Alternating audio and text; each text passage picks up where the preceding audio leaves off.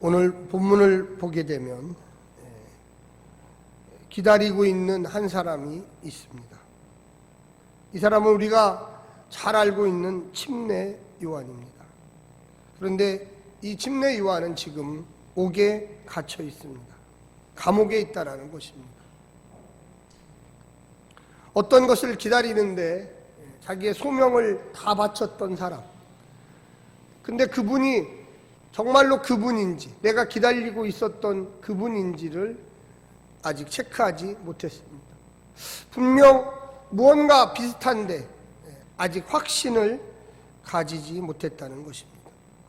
신앙생활을 오래 하신 분들 중에도 내가 믿고 있는 이분이 정말로 그리스도이신가, 나를 영원한 하나님 나라로 인도하실 수 있는 분인가, 심지어는 교회를 오래 다녔던 분들도 임종을 맞이하면서 그 신앙의 본질이 흔들려 힘들어 하시는 분들도 계십니다. 노년이 되면 육신이 약해지고 마음도 흔들리고 정신도 혼미할 때도 많습니다. 그래서 임종 예배를 드려달라고 이렇게 했을 때 제가 가서 제일 먼저 묻는 질문 중에 하나가, 예수님이 당신을 구원하셨음을 믿습니까? 이렇게 물어봐요. 이 옥에 있는 침례 요한도 역시 마찬가지로 예수님의 소식을 못 들었던 게 아닙니다. 다 들었어요. 그런데 마지막 한 번 더 예수님에게 직접 당신이 누구입니까? 당신은 나와 같은 예언자입니까? 메시아입니까? 라고 질문을 했던 것입니다. 오늘날 우리가 살아가다 보면 이런 말들이 있습니다. 같은 것을 보는데도 느낌이나 해석이 다르다라는 것입니다. 같은 하나님 말씀을 교회를 오래 다니면서 읽는데도 그 속에서 예수 그리스도의 메시아 되심을 만나는 분이 있고, 수십 년 성경을 읽고 기도를 하고 교회 행사와 예배와 기도 모임에 참석했는데도 아직도 거리감이 있어요. 귀에서는 맹맹맹맹 도는데 이것이 이 마음으로 쑥 들어오지 못하는 분들도 있다라는 것입니다. 제가 그런 분들을 만나봤습니다. 참 그래요.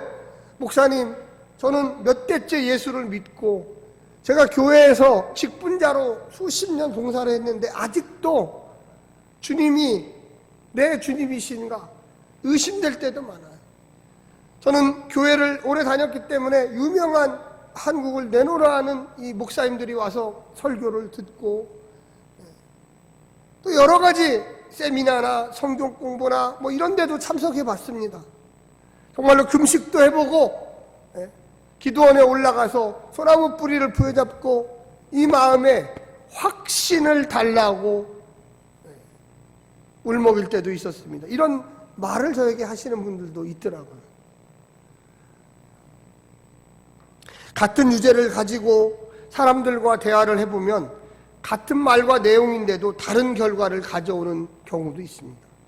어떤 분하고 이야기를 하면 마음이 참 평안해요. 어떤 주제를 놓고 얘기하면. 그런데 반대로 어떤 분과 이야기하면 자꾸만 흥분하게 돼요. 흥분하게. 그래서 본질을 잃어버리고 곁가지로 빠지게 되는 경우도 있습니다. 어떤 분과 계속 논쟁을 하게 됩니다. 똑같은 내용, 똑같은 주제로 얘기하는데 어떤 분은 마음이 평안해요. 그런데 어떤 분들은 불쾌하고 자꾸만 흥분해서 왜 내가 자꾸만 이분하고 이 이야기를 계속 반복적으로 해야 되지? 라는 결론에 이르게 되는 경우도 있습니다. 사실 침례 요한이 걸어왔던 그 길은 사실 예수님 그분이 걸어가실 길이었어요. 거의 침례 요한과 예수님이 걸어간 길이 틀리지가 않아요. 거의 똑같은 길이에요. 어떻게 보면 침례 요한이 착각해서 내가 메시아가 아닌가 할 정도로의 그 길입니다. 예수님도 나중에 십자가에서 못 박혀 죽으셨잖아요. 침례 요한도 나중에 그 당대에 최고의 지도자 왕을 잘못을 지적했다가 목 잘려서 죽었습니다. 어떻게 보면 예수님보다도 침례 요한이 더 메시아적인 요소도 갖고 있어요. 그래서 예수님은 그렇게 많은 제자들이 온 것이 아니에요. 의외로 침례 요한이 침례 줄 때 엄청난 인파가 구름대같이 모여들었습니다. 그런데 침례 요한은 그 마음속에 나는 분명히 메시아가 아니다. 나는 메시아를 기다릴 사람이다. 기다릴 사람이다. 나는 그의 길을 만들어서 그 길을 쫓아가야 할 사람이다. 나는 단지 잠시 진짜 항성, 진짜 별을 내는 존재가 아니라 어느 정도 빛을 비추다가 그 빛이 나타나면 이 반사판 역할을 했던 이 역할을 한 이 침례 요한은 사라져버려야 되는 사람이다. 그래서 내가 언제 사라져야만 하는가? 내가 언제 쑥 빠지고 진짜가 이렇게 나타나도록 해야만 하는가에 대한 본질을 갖고 사는 사람이었습니다. 사랑하는 성도 여러분, 오늘날에 철학적으로 보면 눈에 보이는 현상 이면에는 그 참된 의미를 알아야 한다고 이야기하고 있습니다. 침례 요한의 오늘 질문은 오늘날 현대를 살고 있는 성도들에게 같은 의미를 부여합니다. 오늘날 기독교가 참된 것일까? 눈에 보이는 현상으로 볼 때 참으로 판단하기 어렵습니다. 참 다양한 이 교회가 있어요. 다양한 교회. 그러니까 이게 이단인가? 이게 정말로 교회가 성서에서 추구하는 교회의 본질을 따라가고 있는가? 교회 안에 와서 앉아있는 사람들조차도 이제는 많은 이 정보의 홍수 속에 내가 다니는 이 교회가 진짜로 하나님이 원하는 일을 할까? 지금 오늘 본문의 침례 요한은 예수님이 나타났다는 얘기, 예수님이 무언가 지금 선풍적인 인기를 끌고 있다는 그 얘기를 옥에 갇혀서 듣고 있으면서 혹시 내가 기다리는 분이 그 예수란 말인가? 내가 정말로 내 역할을 다 감당해서 저분을 이제는 위로 올리고 나는 사라져야만 하는 그런 위치에 왔는가? 이 시기를 고민하고 있었던 거예요. 오늘날 최근에 신학자들은 코로나19 현상 속에서 빌딩과 교회 안에서 모이는 교회는 이제 그 기능을 다했다는 분들도 있습니다. 그만큼 비대면 예배, 영상 예배의 일반화를 가리키고 있습니다. 그러나 분명한 것은 모이는 교회는 당분간은 사라지지 않을 것입니다. 아직도 아날로그 시대의 추억을 가진 분들이 얼마나 많이 있습니까? 젊은 세대, 다음 세대는 어찌 될지 모르지만 현재의 삶은 그 중간 지역에 있다고 해석할 수 있습니다. 그러나 앞으로 한 세기가 지나고 전혀 새로운 시대를 열고 나아갈 수 있는 것이 교회의 신앙의 구조라고 이야기할 수도 있습니다. 오늘날 교회는 지난 2000년 교회의 진행 방향과 시대마다 성령님이 주시는 새로운 성서 해석으로 놀라운 다양성을 가졌습니다. 그래서 지금으로부터 200년 전의 교회와 지금의 21세기의 교회가 다양한 민족, 다양한 교회, 다양한 교파들이 형성되어 있습니다. 저도 좀 많은 교회를 미국에 있을 때 방문하고 또 한국에 있을 때도 방문해 보면 한국 교회는 뭐 장로교나 감리교나 침례교나 순복 거의 비슷해요. 거의 한국 교회는. 왜? 한국에서 개신교회가 처음 선교되고 시작된 게 거의 같은 시기였어요. 특히 복음주의 교단, 이 선교를 많이 하는 교단들이 한국에 와서 거의 대부분 선교했기 때문에 그렇게 틀리지 않아요. 근데 한국에서도 개신교라고 하는 프로테스탄트라고 하는 이 성공회 교회, 혹시 가본 적 있으신가 모르겠어요. 성공회 교회 같은 데를 가보면 내가 믿고 있는 교단하고 다니고 있는 교회하고 많이 다르다. 예배 형식이 천주교 같아. 이런 교회가 또 있습니다. 또한 선교사들에 의하면 아프리카 같은 데 교회를, 아프리카 지역의 교회를 가보면 이게 교회인가 토속신앙인가 헷갈리다고 하는 사람도 있어요. 아무것도 없어요. 교회 그냥 사람들 몇 명이 모여서 이게 무슨 교회입니다 이렇게 하는 거예요. 우리가 지금까지 어떤 외형적 예배 형식과 그 다음에 스타일과 찬송과 기도와 이런 거하고 전혀 다른 형태의 교회들이 지금 출현하고 있습니다. 한 30년 전에 우리 한국교회에 열린 예배라고 해서 미국에서 들어와서 지금 우리가 드리고 있는 이 주일 예배 형식을 다 파기하고 앞에 부분에 찬양만 많이 해요. 막 한 30분 40분 찬양만 하고 곧바로 대표기도 한 분 하고 곧바로 설교하고 그냥 끝내버려요. 그래서 그때 많은 사람들이 충격받았어요. 워십 댄스라고 그래서 CCM이라고 그래서 지금은 그것이 아주 일반화되어 있고 젊은 사람들이 모이는 교회에 가면 갈수록 찬양 중심의 예배를 많이 드립니다. 근데 그만큼 새로운 것들이 몰려올 때 우리는 당황하게 돼 있어요. 코로나19를 통하여 지금 몇 달 전만 해도 영상 예배, 비대면 예배 이게 말 자체도 참 낯설었어요. 대형 교회 뭐 몇만 명씩 모이는 교회들이 케이블 채널을 빌려서 방송국을 빌려서 그 유선으로 해가지고 뭐 예배를 드린다 이런 건 익숙했지만 지금 소교회가 다 유튜브 뭐 줌 그 다음에 여러 가지 형태의 예배를 이 짧은 몇 개월 동안 만에 아주 색다른 방식의 예배들이 발전하기 시작했습니다. 예수 그리스도를 주로 믿는 한 신앙이지만 결국 다양한 민족적 색채와 경험, 다양한 방식의 신앙 형태를 가지고 지금 현재 만들어져 가고 있다는 것입니다. 본질은 변하지 않지만 그 본질을 증거하는 방식은 여러 가지로 바뀌고 있습니다. 사랑하는 성도 여러분, 침례 요한이 나타나서 침례를 줄 때 예수님이 오셔서 침례 받기를 원했어요. 그랬더니 침례 요한이 하는 말이 내가 당신에게 받아야 될 것을 당신이 왜 나에게 받습니까? 이 말은 뭐냐면 전혀 새로운 형태의 시작을 알리는 거죠. 침례 요한도 그때는요 정말로 새로운 사람이었습니다. 왜 그렇습니까? 그 당시 유대인들은 예루살렘 성전을 중심으로 번제와 화목제와 이런 것들을 드렸는데 요단강 강가에서 어떤 한 사람이 나타나서 내가 침례를 주겠다, 회개의 침례를 받으러 와라.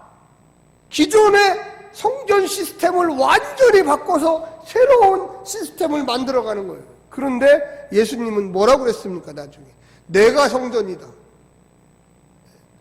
많은 사람들은 저 예루살렘 성전을 헐어라 그러면 내가 3일 만에 이 성전을 다시 지으리라 했을 때 그 벽돌을 헐고서 다시 짓는 줄 알았어요. 아니요, 예수님이 3일 만에 부활하는 것을 이야기했던 것입니다. 아멘.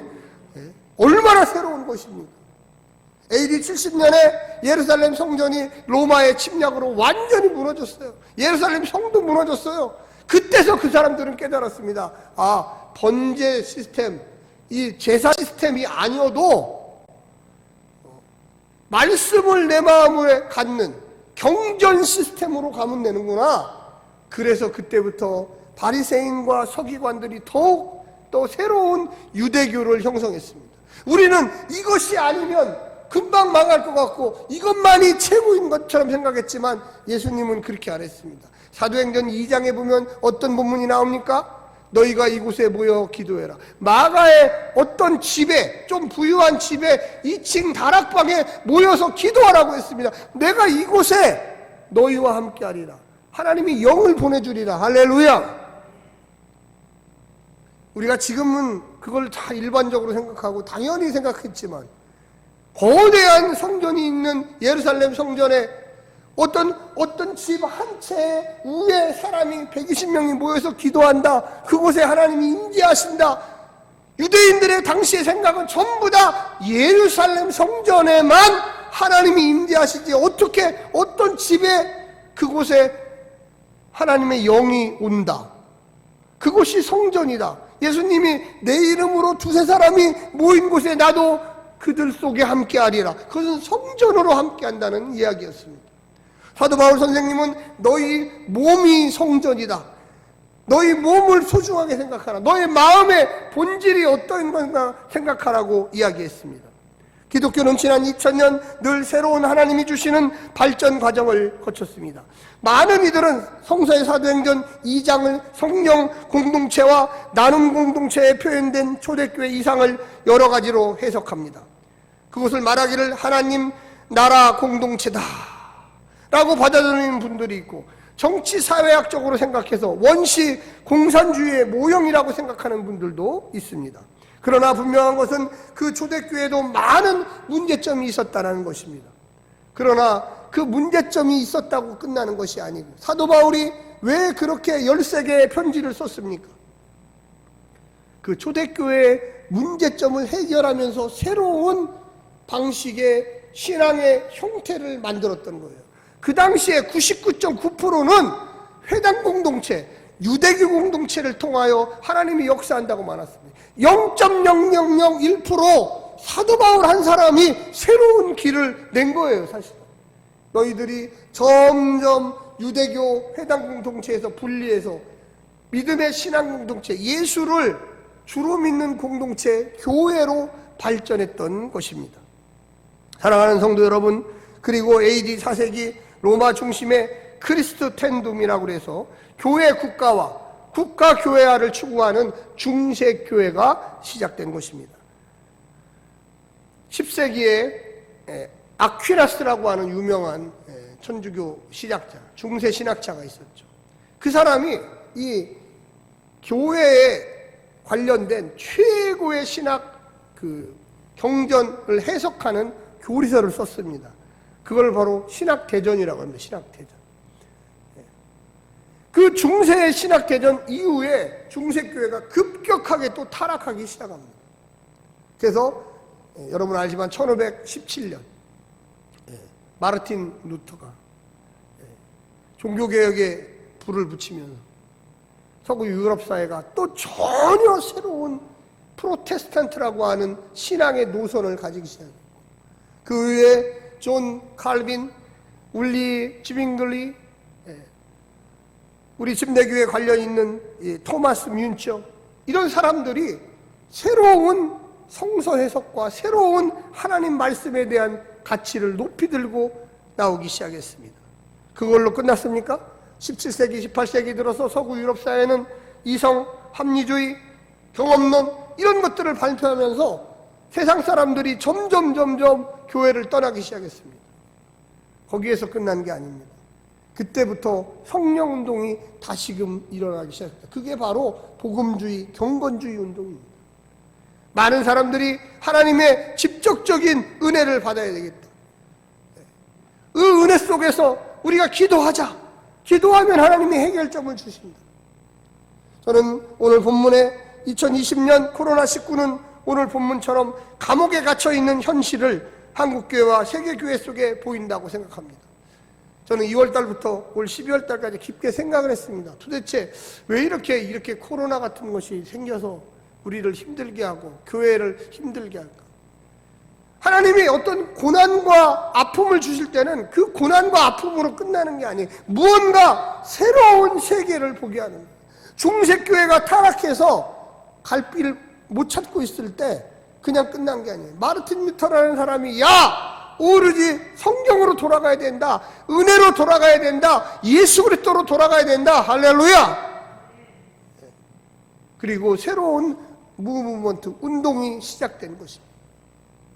오늘 본문에 보면 침례 요한이 그 제자들에게 야, 너 가서 예수라는 새로운 사람이 나타났는데 그 예수라는 사람한테 한번 같이 물어봐라. 내가 많은 소문을 들었는데 그것이 구약의 선지자들이 하는 기적과 이적인지 아니면 새로운 메시아, 새로운 시대를 향한 그분인지, 그래서 내가 다른 사람을 기다려야 되는지, 예수와 당신이 내가 하는 일이 똑같은 그냥 선지자의 역할을 하는 건지 좀 알아봐라, 이렇게 얘기했습니다. 사랑하는 성도 여러분, 그때 예수님이 뭐라고 그랬습니까? 우리 한번 읽기를 원합니다. 자, 4절입니다. 시작. 예수께서 대답하여 이르시되 너희는 가서 듣고 본 것을 요한에게 알리되. 예. 물론 그 이후에 5절부터 쭉 나옵니다. 마태복음의 기자는 이 마태복음을 쓰면서 1장부터 10장까지, 이게 오늘 본문이 11장입니다. 특히 5장부터 시작해서 10장까지의 내용을 압축하는 얘기를 지금 여기 쓴 겁니다. 너희가 가서 듣고 본 것. 5장부터 7장은 그 유명한 산상수훈이 나옵니다. 하나님 나라가 뭐냐?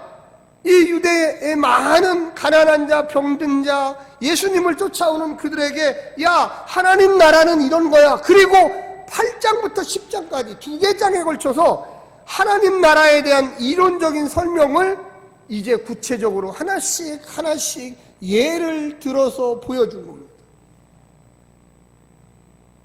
구약의 선지자들이 기적을 많이 일으켰죠. 그런데 그들이 하나님 나라는 아니었습니다. 어떻게 보면 그 당대에 필요한 그것, 시대를 비판하고 그 위정자들을 비판하고 리더들, 왕들이 잘못됐을 때 제대로 가라고 하는 나침반 역할을 했어요. 그런데 전혀 새로운 세상이 열리도록 한 것은 아닙니다. 우리가 종교혁명, 종교개혁, 이거는 전혀 물꼬를 새로운 곳으로 열리게 하는 거예요. 집례요한의 질문은 나와 당신이 똑같은 사람입니까? 아니면 전혀 새로 와서 이제 메시아를 기다릴 필요가 없는 때가 온 것입니까? 당신이 메시아입니까? 아니면 당신은 그냥 구약의 하나의 나와 같은 선지자 메시아를 기다리는 사람입니까? 라고 질문하고 있는 것입니다. 예수님이 내가 메시아다, 물론 이렇게 대답한 거예요, 사실은. 그러나 네가 보고 듣고 했던 것들을 한번 생각해봐라. 이사야서에 뭐라고 나와 있느냐? 이사야서에 이런 메시아가 올 때 이런 일들이 있을 것이라고 얘기했던 게 그대로 되지 않았느냐? 그러면서 5절에 제가 읽겠습니다. 맹인이 보며 못 걷는 사람이 걸으며 나병 환자가 깨끗함을 받으며 못 듣는 자가 들으며, 이런 일이 한 번에 일어났다. 한 번에. 나 한 사람으로 말미암아 일어났다. 사실은 이 5절에 등장하지 않은 것도 많아요. 예수님이 8장과 10절에 보면 이 제자들이 배를 타고 갈 때 풍랑이 일어났어요. 풍랑이 일어나니까 예수님이 나타나서 야, 풍랑아 잠잠해라. 그러니까 이 자연도 순종하는 모습을 봤어요. 맹인이 낫고 귀신들이 내쫓기고, 시몬의 그 장모, 이 베드로의 장모가 또 열병에서 해방되는 것도 보고 많은 기적이 일어났어요. 그런데 그것의 결론이 뭐냐? 그것이 하나님이십니까? 요한복음에는 그렇게 고백을 해요. 요한복음. 마태복음, 마가복음, 누가복음은 아직 하나님입니다, 이것까지는 안 가요. 예수님이 하나님입니다까지는 안 가는데 하나님이 보낸 사람은 맞습니까? 그분이 선지자입니까? 메시아입니까? 이걸 물어보고, 우리가 또 메시아를 기다려야 됩니까? 아니면 당신이 메시아입니까? 할렐루야. 제가 아까 처음에 서두에도 말씀드렸지만 교회를 오랜 시간 다닌 성도님들도 내가 예수를 믿기는 믿는데 목사님 확신은 좀 없어요. 긴가민가 해요. 내가 봉사도 많이 하고 내가 교회에서 거의 태어나서 자라다시피 했는데 내가 죽으면 하나님 나라에 갈까? 많이 걱정이 돼요. 저는 진짜로 그런 얘기를 들을 때 많이 혼란스러워요. 솔직히 저도 혼란스러워요. 왜? 하나님의 말씀을 믿어야 됩니다. 아멘. 네? 제가 어떻게 해드리겠어요? 요한복음 1장 12절에 영접하는 자, 곧 그 이름을 믿는 자에게 하나님의 자녀가 되는 권세를 주었다고. 제가 그 말씀을 찾아서 읽어드리면서 손을 붙잡고 이 말씀에 손을 얹고 우리 같이 기도해요.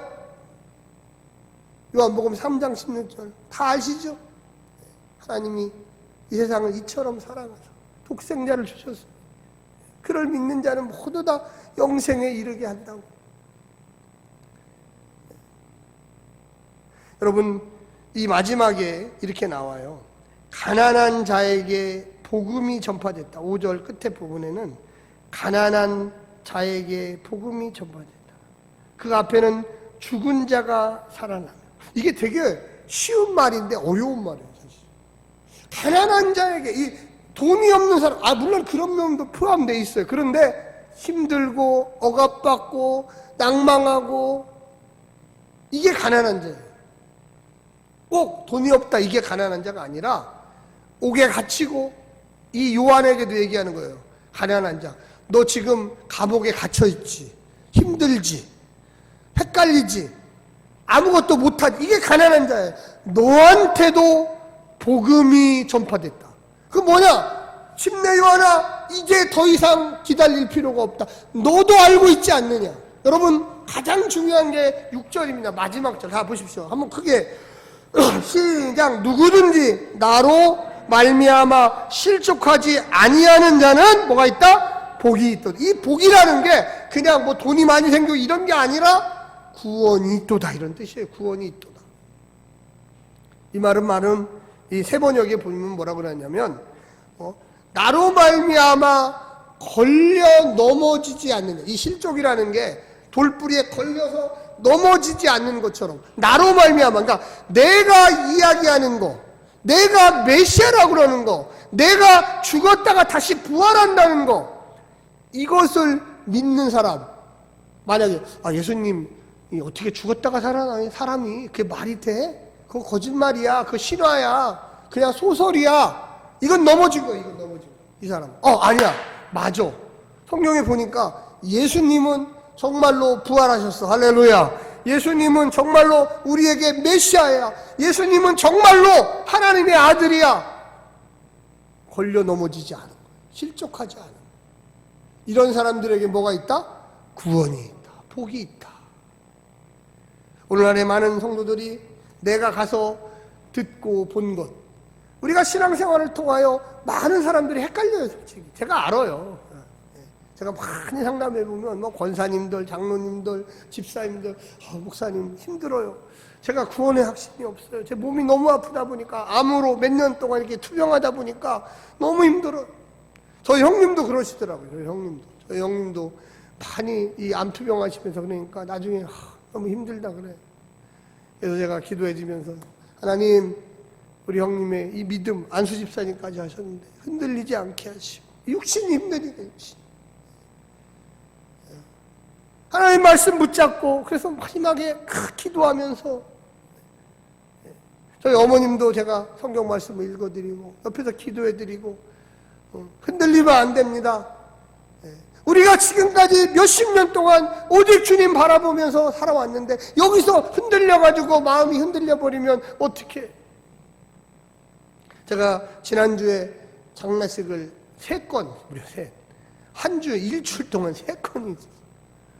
그 중에 한 건은 저와 같이 오랫동안 신앙생활을 하셨던 분인데, 이분이 너무 몸이 안 좋아요. 너무 안 좋아요.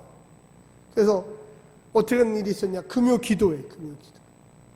그 지난주에 금요 기도회에 시작을 하려고 하는데, 그 대전에 사시는 분인데 교회 문을 열고 들어와서 거기서 그래서 그 담임 목사님, 제 2년 선배인데 그러더라고. 저를 만났는데, 목사님 거의 진짜 신앙 간증입니다. 간증. 그래서 왜요? 그랬더니 혼자 있는 거예요. 근데 몸에 죽음이 엄습해 오는 거예요. 내가 죽겠구나. 그러니까 교회로 달려오는 거예요. 교회 와서 문을 열고 들어오자마자 그 목사님이 딱 보고서 큰일 났구나. 지난 5월 달에도 그런 일이 있었대. 5월 달. 그래서 그때도 119에 신고하고 막 여기를 눌러갖고 다시 살려냈다는 거예요. 그래서 한 번 경험을 5월 달에 했으니까 문을 열고 들어오는데 벌써 얼굴에 막, 그래서 그 목사님 품에 안겨서 그분이 하나님 나라로 가신 거예요. 오로지 주님 말씀 붙잡고, 내가 죽어도 교회 가서 내가 죽어야 되겠다. 집에서 혼자 아무도 없는데 벌떡 일어나서 막 오자마자 그냥 쓰러져가지고.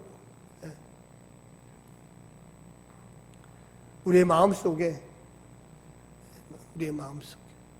무엇을 보고 무엇을 생각하고, 아까도 말씀드렸지만 어떤 식으로 하나님 그분이 우리를 사랑해서 예수님을 보내셨고, 예수님이 침례 요한에게 야, 네가 나로 말미암아 넘어지지 않은 나는 메시아지 예언자가 아니다.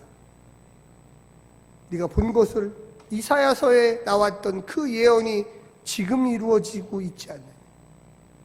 네가 만약에 나를 그냥 예언자가 이렇게 생각한다면 복이 없고, 내가 메시아다, 당신이 그 오실 그분입니까? 더 이상 우리는 기다리지 말아야 됩니까? 기다려야 합니까? 기다리지 마라. 기다리지 마. 마지막이다. 요한복음에는 내가 곧 메시아다. 할렐루야. 사랑하는 성도 여러분, 우리가 흔들리는 신앙, 코로나19로 인해서 많은 흔들리는 신앙들이 발견됩니다. 하나님이 한번 흔들어 보시는 것 같아요. 너희들의 정말로 마음속에 예수 그리스도로 말미암아 구원이 있느냐, 이거를 깨닫도록 한번 도전하시는 것 같아요. 사랑하는 성도 여러분, 이 어려운 시기에 우리가 지금까지 보았던 것, 들었던 것, 그 믿음의 본질에 흔들리지 마시고 똑바로 서서 앞으로 나아가시기를 간절히 부탁드립니다. 기도하겠습니다.